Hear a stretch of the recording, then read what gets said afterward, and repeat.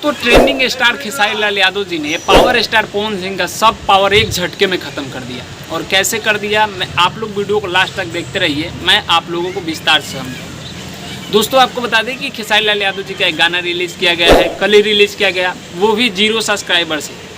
YouTube channel का नाम है डेंजर म्यूजिक और उस पर एक गाना रिलीज़ किया गया, जीजा जी से सीख ल।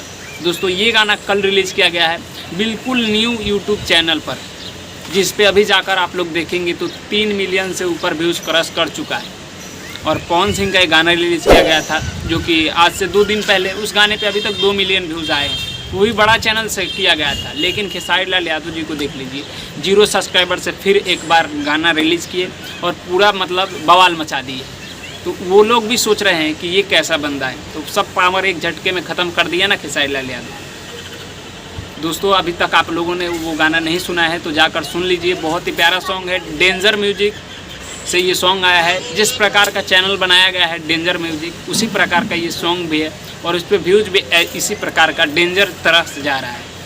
आप लोग उस गाना को जाकर देखिए, डेंजर म्यूजिक यूट्यूब चैनल पर आया है। बाकी मैं मिलता हूँ आप सभी से जल्दी नेक्स्ट वीडियो में, तब तक के लिए जय हिंद जय भोजपुरी।